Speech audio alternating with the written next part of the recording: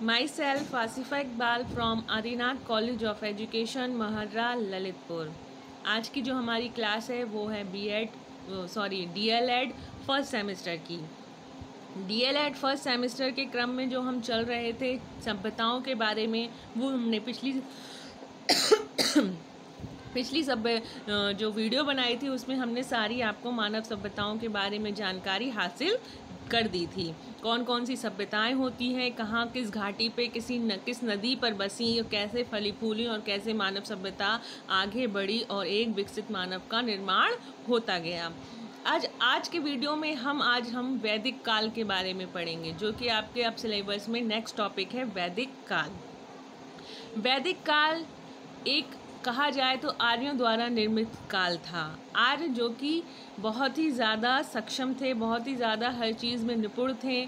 आपने इसी काल में जो यहाँ वेदों का जो बहुत महत्व है वो बताया गया है। वेद जैसे कि 4 हैं, ऋग्वेद, यजुर्वेद, सामवेद, अर्थवेद। इन्हीं वेदों के माध्यम से, पुराणों के माध्यम से ये आर्य चलते थे। इसी काल में जो 4 जातियाँ हुई वो इसी काल में हुई, जैसे कि ब्राह्मण, क्षत्रिय, शूद्र और वैश्य। उस टाइम पर वैदिक काल में किसी भी जाति में कोई भी भेदभाव नहीं किया जाता था। बाकायदा आराम से शिक्षा ग्रहण की जाती थी। गुरु शिष्य में जो संबंध थे बहुत ही ज़्यादा घनिष्ठ रहते थे। घनिष्ठता के साथ साथ बहुत ही ज़्यादा जो शिक्षा प्रदान की जाती थी या शिक्षा का आधार था वो मौखिक प्रणाली से दिया जाता था। अगर वैदिक काल के बारे में हम बात करें तो मायने में वैदिक काल को मुख्यतः 2 भागों में डिवाइड किया गया है, पूर्व वैदिक काल और उत्तर वैदिक काल। थोड़ा थोड़ा डिफरेंट है दोनों ही कालों में। वैदिक काल, अब वैदिक काल के बारे में अगर हमने जैसे भी बात की कि गुरु शिष्य के संबंध बहुत अच्छे थे। शिष्य गुरुओं के पास जाकर बैठकर उनसे शिक्षा ग्रहण करते थे। कहीं कहीं जंगलों में जाकर शिक्षा ग्रहण की जाती थी। वेदों को पढ़ाया जाता था, वेदों के बारे में जानकारी दी जाती थी, पुराणों की जानकारी दी जाती थी। वैदिक काल के लोग धार्मिक बहुत थे, बहुत से ज़्यादा देवताओं को मानते थे। सूर्य, आकाश, ये सारी चीज़ें देवताएं उनके लिए बहुत ही मुख्य रूप से स्थान रखते थे। परिवार की इकाई की बात करें तो परिवार को ही इकाई माना गया था। पितृसत्तात्मक यहाँ का परिवार होता था और पिता के बाद ही फिर माता का स्थान आता था। इस काल में अगर स्त्रियों की दिशा की बात करी जाए तो स्त्रियों की दशा बहुत ही उच्च स्थिति में थी।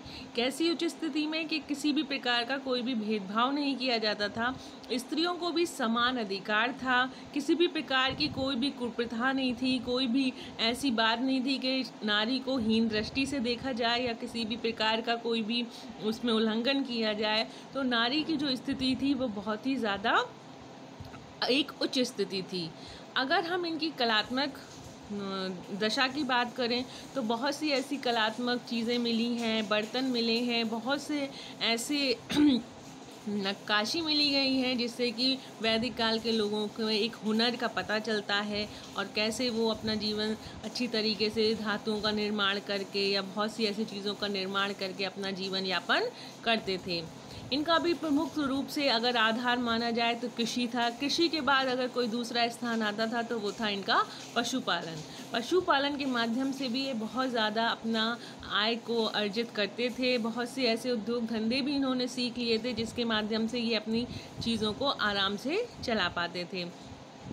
अब वैदिक काल में पुराणों का बहुत ही महत्व था। धार्मिक दृष्टि से ये लोग बहुत ज़्यादा धर्म को मानते थे और कहा जाए तो बहुत ही अच्छी तरीके से जो गुरु शिष्य के संबंध है उनको माना जाता था। मौखिक प्रणाली के माध्यम से शिक्षा ग्रहण की जाती थी और बहुत ही ज़्यादा एक उच्च स्तर की ये शिक्षक प्रणाली थी। तो इस तरीके से हम वैदिक काल के बारे में जानते हैं कि वैदिक काल आर्यों द्वारा निर्मित काल था। इसमें 4 जातियों की स्थापना की गई, वेदों का बहुत ही उच्च स्थान था और किसी भी जाति में किसी भी प्रकार का उस टाइम पे भेदभाव नहीं किया जाता था। अब इसके हम जब DLED फर्स्ट सेमेस्टर में नेक्स्ट टॉपिक पढ़ेंगे तो इसी वैदिक काल के दूसरे टॉपिक को हम स्टार्ट करेंगे। आज के लिए बस इतना ही। धन्यवाद।